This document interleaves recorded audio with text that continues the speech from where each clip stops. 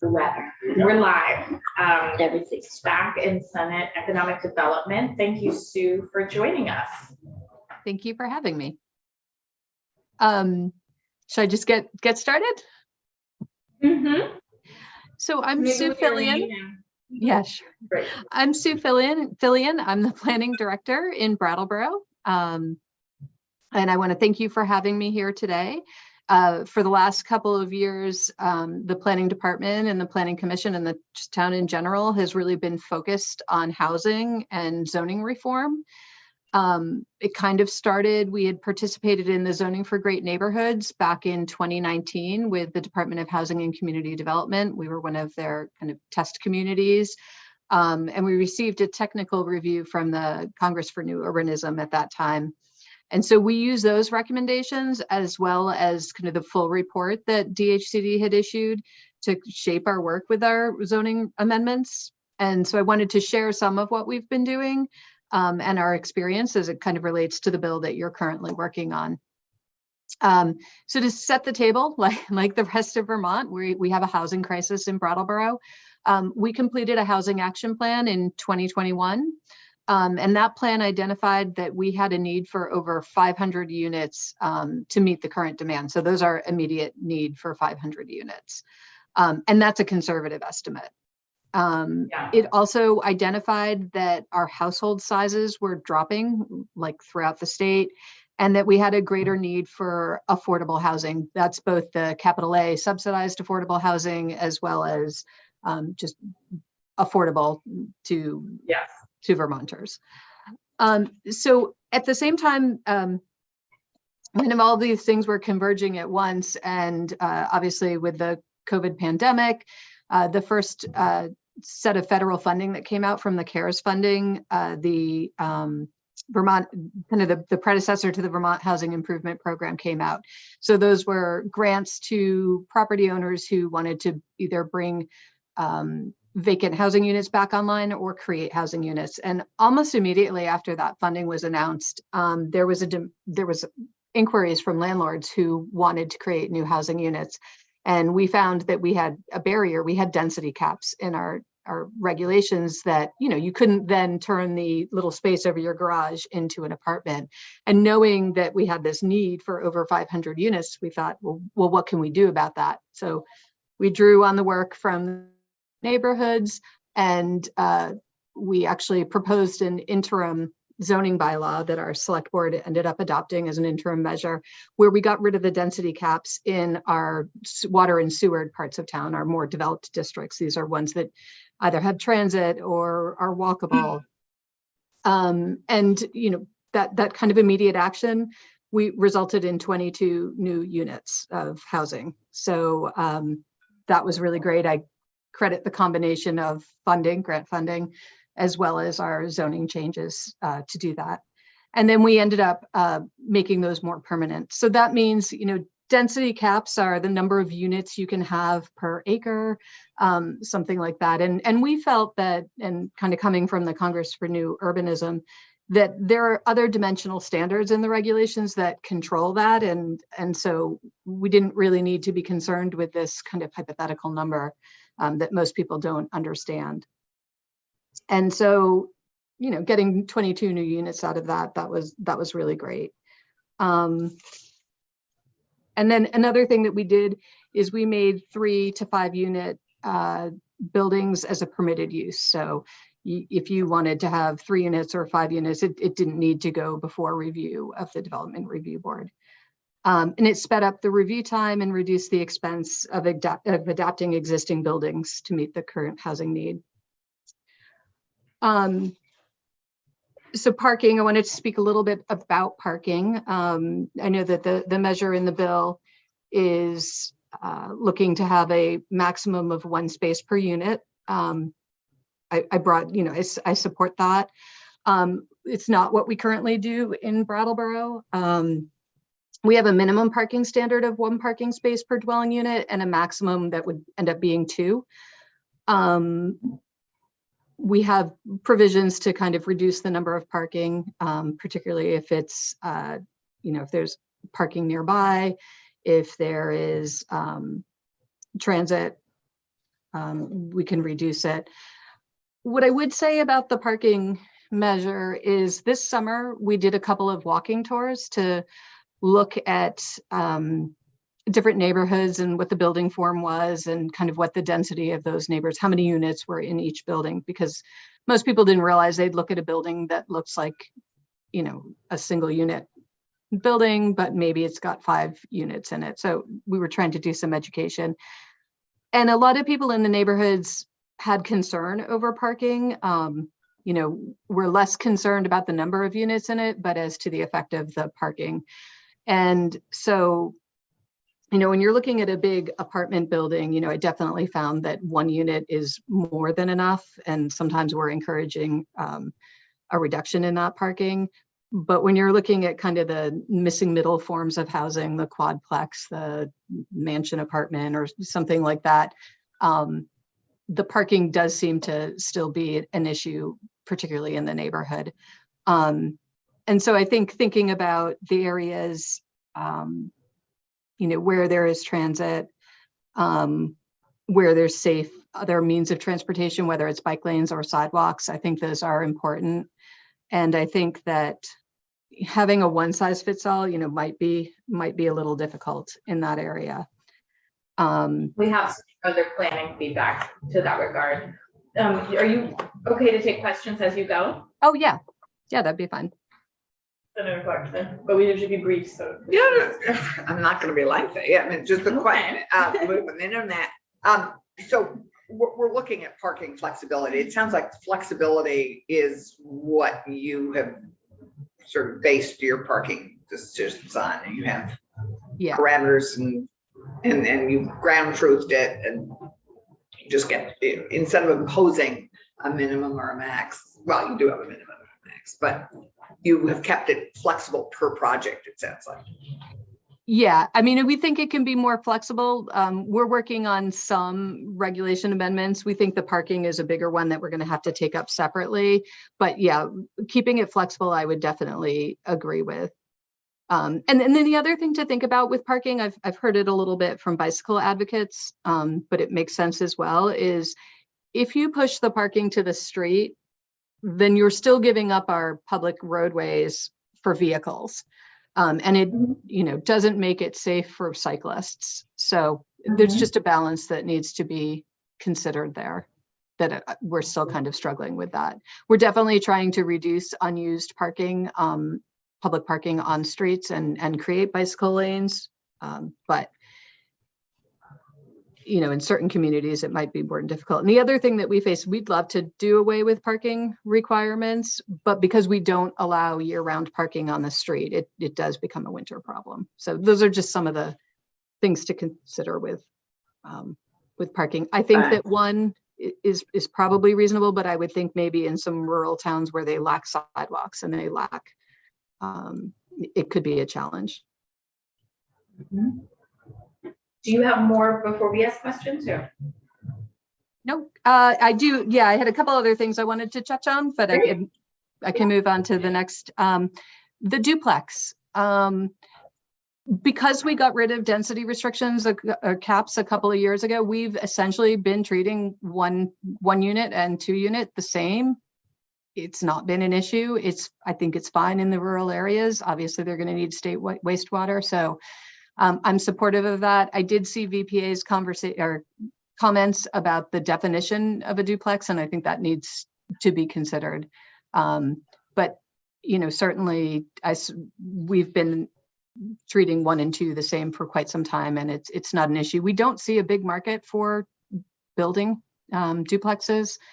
I think it's just the construction, you know, what's going on in the construction and the financing. But I do support that. An effort to allow 2 units wherever 1 unit is. While we're on that topic, I know that Burlington and Brattleboro were both looking at ADU promotion around the same time. In fact, I think I remember your ADU expert coming up to talk to us in Burlington. And I was trying to say to Senator Clarkson, we're having a mini debate about the encumbrance of the owner occupied provision of ADUs. We had a meeting of 100 people who wanted to hear about building ADUs, and I would say more than half walked out when they heard the owner occupation requirement. Mhm. And we're at least looking at having that only live with the first, with the creator of the ADU, but when they sell it, it not being an encumbrance. Are you looking at the challenges for people even building one because they're worried about what happens when it has to be owner occupied forever?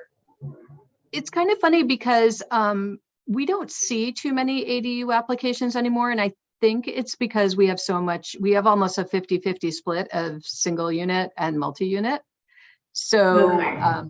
and now because, it's pretty easy to put another unit on and, be a duplex or be a 3-unit with our regulations. So we haven't really seen that as a barrier. I think it has come up though with a sale. So I would support something like that, maybe it's initially created, or just get rid of the single unit, or that it's owner occupied attached to that. That would be fine too. Great. We can go on to your next piece. Well, actually ADUs was next. So I think we kind of covered that as to what's going on here with ADUs. So I just wanted to talk about a couple things that we're working on now. And one is we have a bylaw modernization grant. And so we are working on creating missing middle housing forms and then having it as an overlay district in our water and sewer areas. And that would basically allow up to 9 units. So if the development was 3 to 9 units, it would be permitted. It would need site plan review, but it's permitted. The dimensional requirements are the same as single family. So it's a lot of, there was something in this bill that's proposed. So it's very similar to that. And just trying to simplify the review process, I think is important. And we hope that we have the support through the neighborhood walks that we did over the summer. And then I also wanted to talk to you, just mention the Winston Prouty campus redevelopment project that's going on. I want to know. Yeah. Yeah, so the town has been involved with that project, just mostly support. We have also applied we have a VCDP grant for water and sewer feasibility study. So that is in our water and sewer area, but it's inadequate, especially for the type of residential development that they're hoping to see on the campus. They're in the master planning phase of that, and we're pretty excited, particularly because we need so many housing units in town. So we're hopeful that their project can get off the ground. And I kind of sit on a steering committee for that. And what's really great about that project is it came out of kind of community visioning. So it's got a ways to go, but we're just very supportive of that and think it could benefit the community. And I think, there's lots of campuses throughout the state. So finding ways that we can redevelop them and make them sustainable, I think is important. So I don't have all the details about the project-based TIF district, but kind of thinking of that could be a way to help spur that type of development. So. Great. You have 3 members of Senate Finance here who are able to listen to that feedback as well, because it'll come up there. Cool. Is everyone familiar? Yeah. I just wanted to let folks know about what it is. It's the former Austin School. So it actually is This a is a campus. project you've talked to us I about. know Right. the Austin School. Right. So it's up on the hill. It's already Put part of the state money municipal- into it, and yes, there was. Right. But and there are current tenants in the building. Right. So what they're talking about doing, or my understanding is building additional buildings, but in the already disturbed area, because there's quite a lot of open land. How many too, acres with is it? Trails. What's a lot? Sue, how many acres? It's big. Ooh, is it like 200, 300? Yeah, and some of it is in the downtown. Well, it's not. It's not You downtown. wouldn't see it in the downtown, but it's in the developable area. Certainly. It's right on the interstate. Yeah, you see from the Yeah. interstate, it's serviced by sidewalks. It's very close to our Canal Street kind of commercial area near the Living Memorial Park. And thank you, Wendy, for mentioning it's the former Austin School campus. I had that in my notes, but I glossed over that.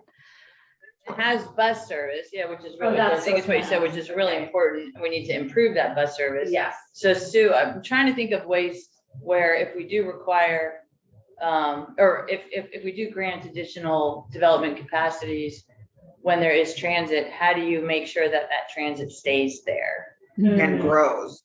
and Right. Improves. Right. Yeah. But really just stays there, because right now we don't have that ability. There's not a tie-in. And Not all maybe, transit is the same. correct, right. Once a day. But if a development is contingent on something, then that Right. something should continue to exist, whatever it is. Transit's iffy in Vermont. And That's can you say, did you say the number of units that are the hope? 300 to 500. 300, yeah. Yeah. Oh, so And it we're would go- be all types of units. It could be townhomes, it could be, multi-unit buildings. So they really want to hit across the income spectrum as well. Great, And- like senior housing specifically, or just? Like, No, I mean, multi-generational. commercials that say they want to live multi-generational. Exactly. And so, Yeah, yes, it would include, Sue just said multi-generational. So it would help, because Brattleboro has problems, or a situation, I should say, where we have a lot of single folks Mm, in homes that Yeah, are just right. huge. Too big. So they Yeah. need a place that they want to move to. yeah. They don't need to be forced anywhere, but they Yeah. need a desirable place to live. And so they're being very intentional about this site providing some of those services, because Great. they also already have childcare there. Yeah, It's a childcare agency who's in charge of this. right. And so it's not a developer. So they're learning as they go, they're getting the community involved. But they really do want to improve connections between younger generations and older generations. Yeah. Is that accurate? Yes, it is. Yeah. And I would say it's being stewarded by the Winston Prouty Center. And they're doing a really nice job. And right now the campus is full of nonprofits. It's kind of, there might be a couple of private attorneys and that kind of consultants there, but they really have, this broad vision of making it work for the community and meeting the community's needs. And they're committed to making it accessible to everybody. So, Well, this all sounds great and helps us know we're on the right track. Any final questions? yeah, for just Sue? some final thoughts. I'm really supportive of the administrative review of subdivisions. I think that's really important. Most of the subdivision activity that we see around here is, one or two lots. Somebody's looking to build a home, and it would, save time and money to not have to go through the development review process. So we feel, we definitely have the administrative capacity to do that. Is there a Great. question?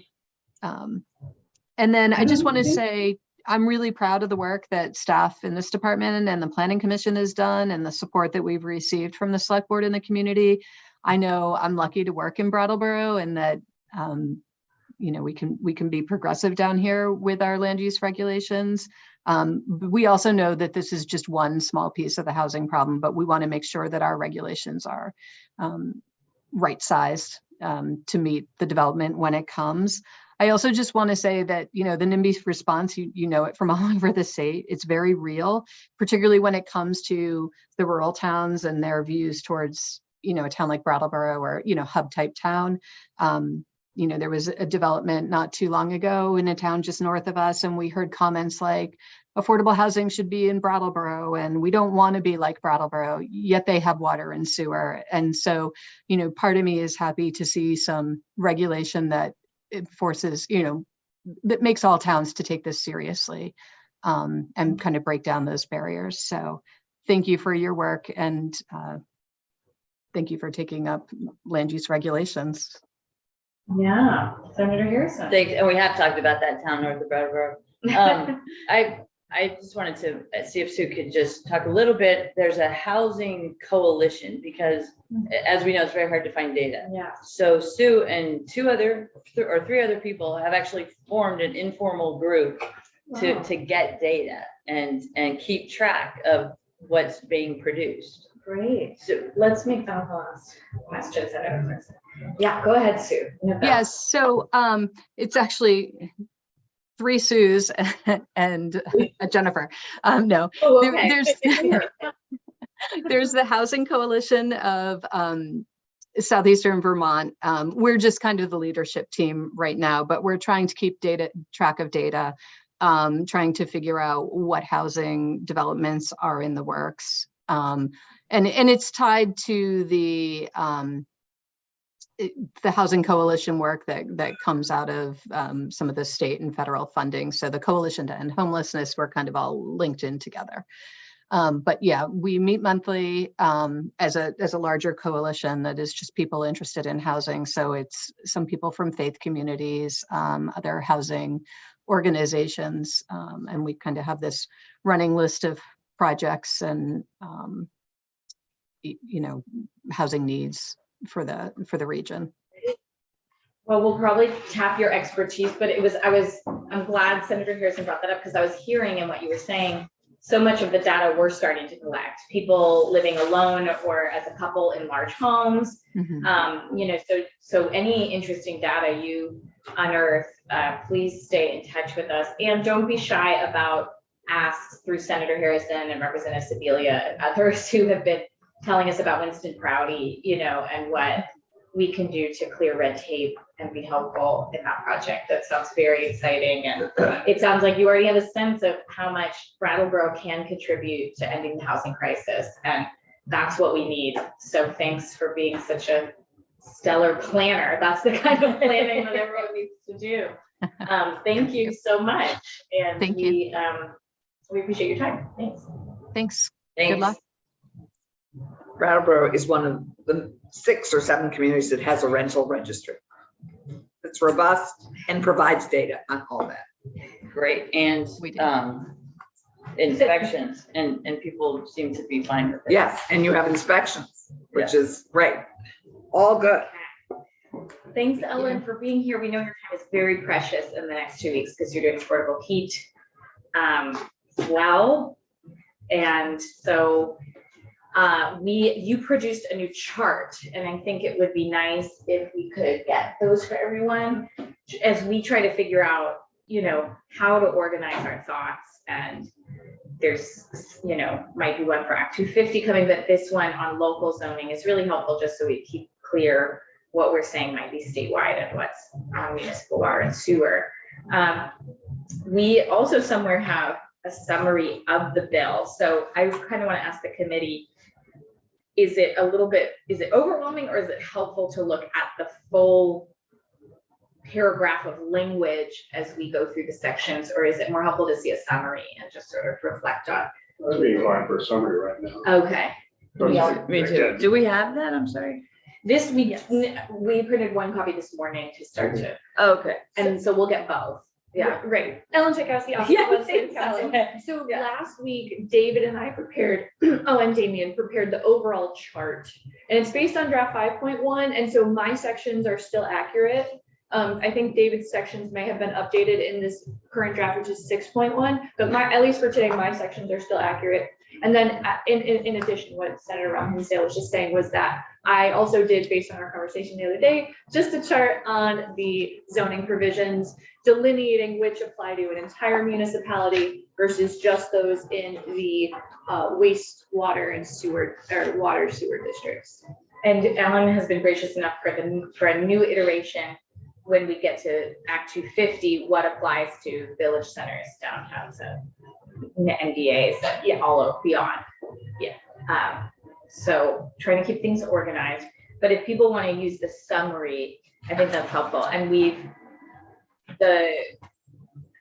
I don't know that we have anything to report on the duplex ADU issue just yet, but I think from what we talked about this morning and what I'm hearing now, it's still helpful to make sure you're speaking separately about them in some, you have definitions of them that explain one can be detached, but subordinate one, the other is interior, and but we might call those 2-unit dwellings and then define them and make sure that it's clear that a 2-unit dwelling is a 2-unit dwelling. It's not a 2-unit dwelling that has ADUs allowed in it, because that's what I think we're hearing. It feels like it's less straightforward than if your quadruplex is allowed here, if we're saying that, versus a double. So if Ellen's here, we're doing the zoning summary.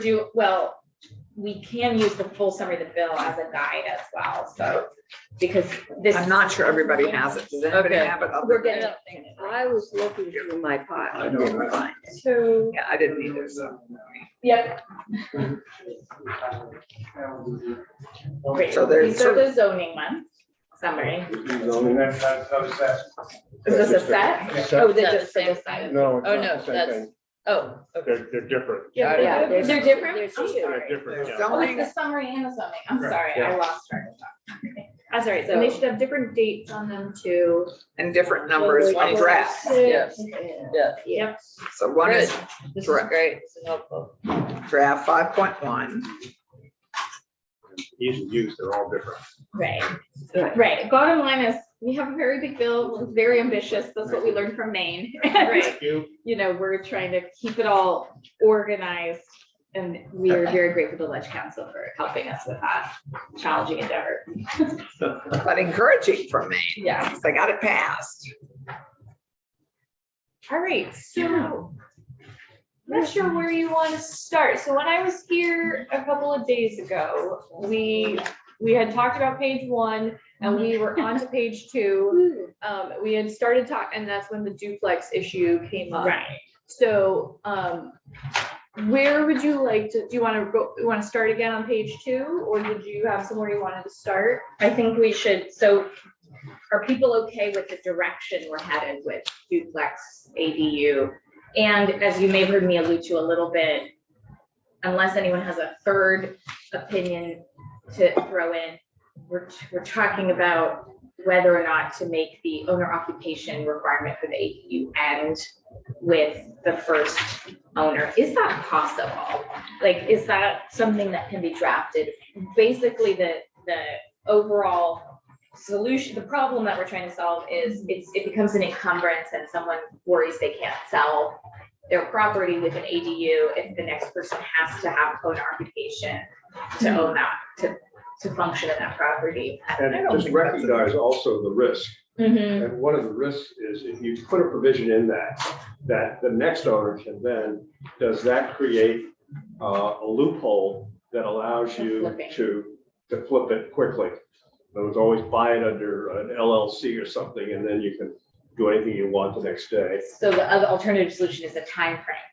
You know, If 10 that's years. what you want to do. We have timeframes in the VHIP bill. Well, what do we want to do? That might be the question, because I will bet half of you people walked out in Burlington when they found out that it had to be owner occupied because they couldn't buy that building and invest. have a couple of Airbnbs in it. Yeah.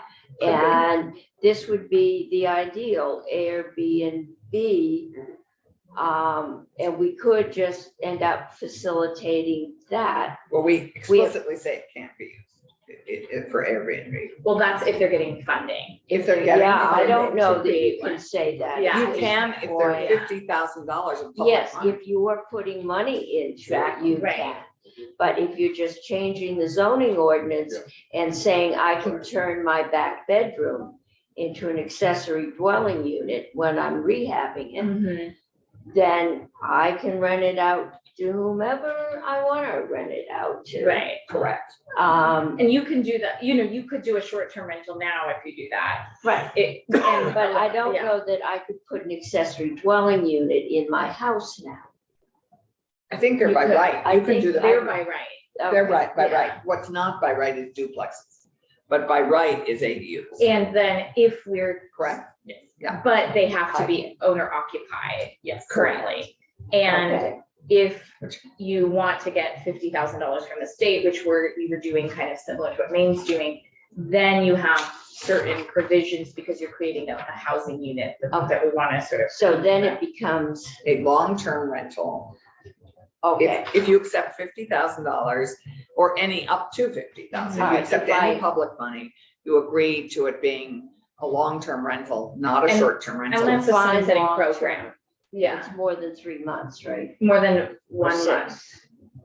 More than 1 month? I don't know. It's 14 days. The state currently regulates 28 days or less versus after Then 4 that's, months. I can get around that.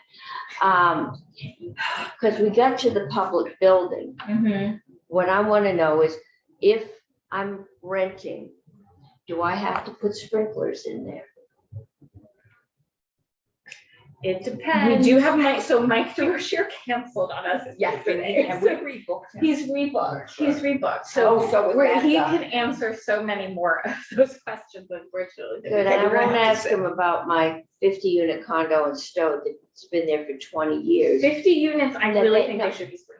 But it's been there for 20 Okay, so years, then, and it yeah. just got told it Yes. had to sprinkle, That they were makes gonna sense. shut it down. Yeah, I would, They're upset. We could lose 50 units of housing. I mean, we might want to help fund those kinds of things, but fire safety pretty much Is trumps there. everything else, so, because if we lose a life, someone, We, gets we had blamed. sprinkling in every house in Montpelier. Yeah. It You was do? We did until last year, because there was one smoke death. And the fire department got the ordinance passed. And if you did an AD, yeah, you would have to, any new construction or rehabilitation had to put sprinklers into every house in Montpelier. And there's So- a house up there that the city couldn't supply the water pressure to. Yeah, For the sprinkler system we made you put in, so we had to put in a holding tank. okay, that might speak to the fire safety section of the bill and. Well, anything now we he want to doesn't do. have to. Okay, so so the committee, where are we with a time limitation on the owner occupation requirement? Or we are seeing articles and other things say it does dampen people's desire to do an ADU because there's an encumbrance on it. I want Senator Harrison. Just a question about ADUs versus 2-unit dwellings, because I think duplex isn't as good of a word in our case. I- 2-unit dwellings. They're equal. Sorry. They're No, equal. well, No, you're- we're no, kind of equal, fair. but kind of not. But a 2-unit dwelling doesn't have a requirement that one dwelling unit be smaller or larger than the other. They can be the same or they can be very different, I think. Yes, So how is that different from an ADU in your house? So if we make 2-unit dwellings allowable everywhere, yeah, then this conversation needs to include those well, or not, you know. or not. I mean, Yeah, I so- mean, I can fix my back bedroom and put a little toilet in one corner and an outside exit. Or I could Right, but subdivide my whole basement and make make a duplex out of my house. This is But coming there's up, a difference, I Right. think, to people's perception in There's- the neighborhood. but I there's think two we're reasons. erasing that. There's two reasons Yeah. it's Okay. coming up. One is because how we define duplex differently than ADU as now a single unit dwelling means that they can then have an ADU. So it's this, you can have a duplex plus they each can have an ADU thing that people are struggling with. That's one thing. Senator Clarkson also really likes the idea of separating out ADUs as a separate program from duplexes. I understand, but what I'm saying is, aside from the extra ADUs that you Mhm. can have, I don't see how the definition of if the definition of a duplex is going to be a 2-unit dwelling, I don't see how that's different from an ADU. I agree with you, but So so there are yeah. some, Except subordinate, that's a key word. and Right. attached, right, so one of the key differences is a detached. right? There is a size limitation on ADUs, but I did sort of flag this when I did my initial walkthrough, is that by having duplexes by right, I think in-house ADU is covered by the duplex definition and therefore by right. Right. And so you are also correct in that the detached ADUs, the detached structure that's subordinate to the house is what would still be viable under the ADU definition. But I think you do need to think about these things are overlapping. So is there anything that needs to be restructured so that you're protecting anything more than the other? Or Yeah. you could also decide whether or not you want to have ADUs be rolled into the definition of duplex in some way. You have a lot of options on this. But I do agree with the initial assessment that, yes, an ADU within a home probably is covered by the duplex by right. Right. Okay, but to me, an ADU has to have bathroom and some kitchen Yes. facilities, toilet. So it doesn't have to have a shower. It should. It does. It has to have a should, shower or a It's bath. like bathing. But- facility. Yep. It It has should, to be a full but rental. it's a small, it Park. could have a microwave, a sink and a mini fridge. And it can be a bed sitter with a Murphy bed or a futon that folds out. Should we look at the definition? Well, Just I because mean, I'm just Okay. saying, for the average person, there is something about an ADU until you get it as a mini house in the backyard that says Anything food prep it's- sanitation. it's food prep. Yeah. But it doesn't have to have a separate bedroom. It doesn't have to have closets. It's a small unit. I think when most people, because it's gone through in Montpelier really easily, you're thinking of the grandma apartment, and that I've heard it described as, not as something that you're going to rent to the public. Kind of like necessarily. Speaker Fectow said, it allowed a family to move in together, but have Yeah. separate space. So, well, that's that, we're expanding, I think, the image of ADUs. To me, a duplex is two houses built, connected, side by side. It's the old row house. Can be built differently and more attractively, but it has a full kitchen, a living room, full bath, and full bedrooms. There are other duplexes that are built one atop the other. Yes, That are mirror Right. images one of the other. right, but it's two full-size units. An ADU is much less threatening because it's in my neighborhood, but they're taking in a college student or a nursing student, and yeah, a duplex is a full-size house, just constructed, Exactly, attached. like a British, like a Yeah, British exactly. semi-attached. Maybe with new construction, I think the idea with a lot of duplexing is you might take an existing large historic home and And well, make then two you've got separate living conversion. spaces. You're converting your house. So we're saying that would be by right in the bill. You're allowed to convert it to a duplex by right.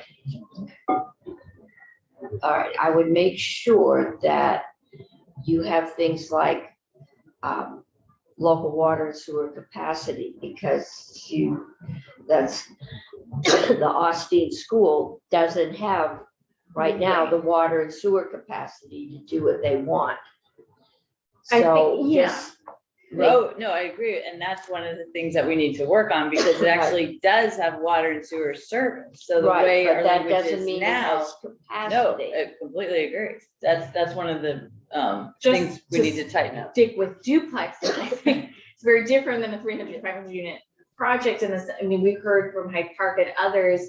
We now have so many homes that are 1 to 2 people Yeah, that were designed for more than well, they 2 all have the people. maid's quarters on the 3rd floor with the back staircase. It's pretty standard design. So for they, the old right, so Victorians. as long as we're still on the same page, many of them do have the capacity already. Yes. We're talking about cutting up an existing, maybe multi-bedroom home, that a family house into 2 units that have 1 to 2 people in each, which is now the common. Right, but size when of you're a house. doing that, you need, if you're gonna say you can do it by right, you need to make sure that there is the water and sewer capacity of the town to handle that. So if we go to our chart, duplexing by right is in all residential districts. And I think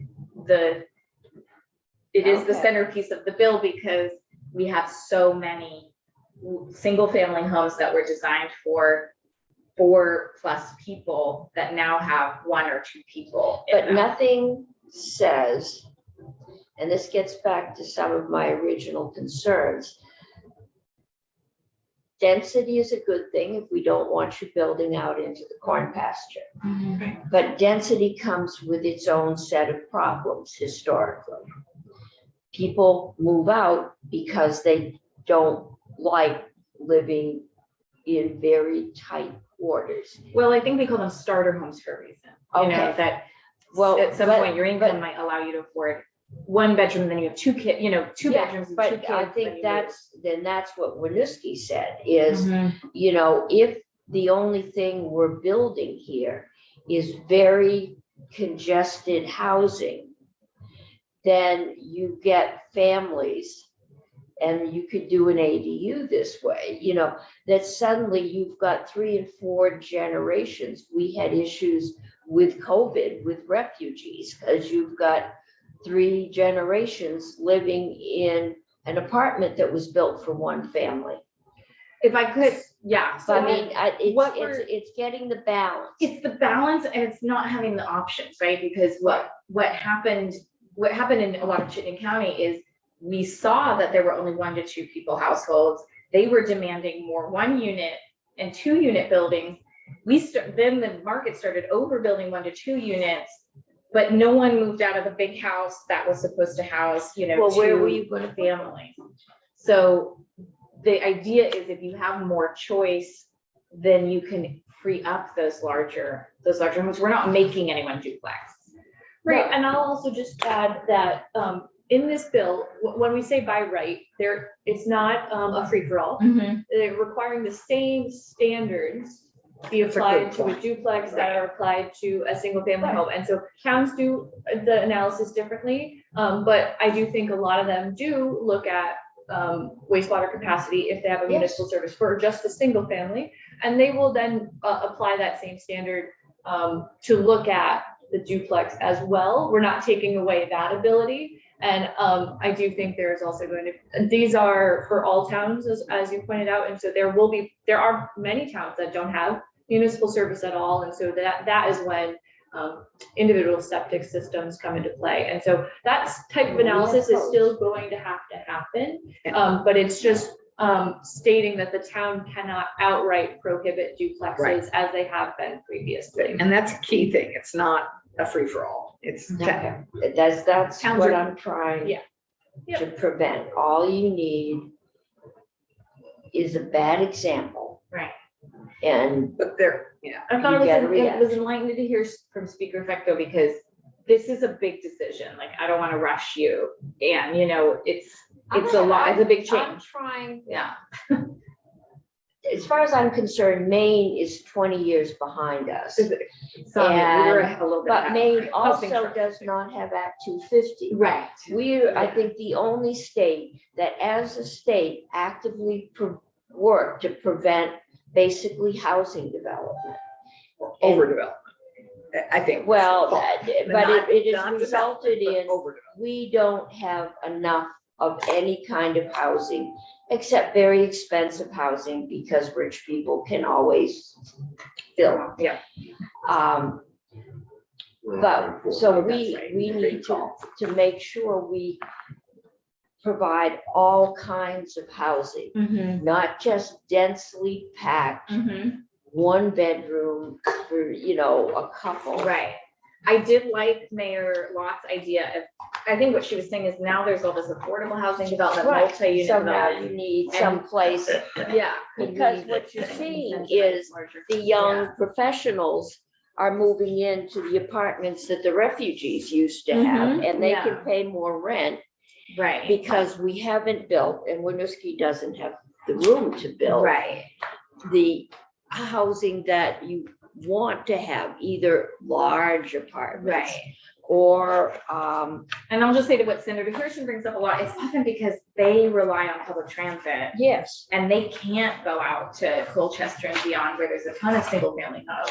Not a ton, but that's the majority of what's there. They're trying to live near where they work. Yeah. And they don't have the same options to do that. Yeah, it's you just, don't. but Winooski allowed market rate, encouraged market, Yes. base. And you've gotta and that have was both. Right, And right, you and they have to built have a both. lot, and there Right, is right. actually room, because they're redeveloping. Yeah. This bill is enabling both. Yeah. Okay. And it's a, I think Lots of a So good I balance. think we need to be Yes. clear about that, because if we don't, historically, if we don't have market rate Mhm. nicer housing, then the people with money buy up the housing that the people with less money have Mhm. traditionally lived in. Yeah, And I don't want to see us creating future problems. right. And the less choice we have, the more they're strained with, you know, what they can do. So this was helpful. Thank you, Ellen, as always, for. We're getting there. Thanks for being here. She got through It's section actually one really again. helpful. Just so the committee knows, next week we'll have pockets where it's just us talking. We won't have Okay, Ellen, but I'm sure other people will want to fill the room and chime in. And then the week after that, we'll try to just do markup of the bill. So next week, if people have strong feelings about specific wording, if you can point to that, tell Ellen about that, come to me, whatever. Even if you just tell us, I have a concern, that allows us to work on some language. But if you can go further and work with Ellen or get specific language, obviously from a group. All you need is for us and Ellen to have time. And I know that's not usually possible with this particular committee because of how many other roles people play. Even if you tell us you have a concern, I think we've flagged them, but we'll keep working on language. Great. We better Thank go you.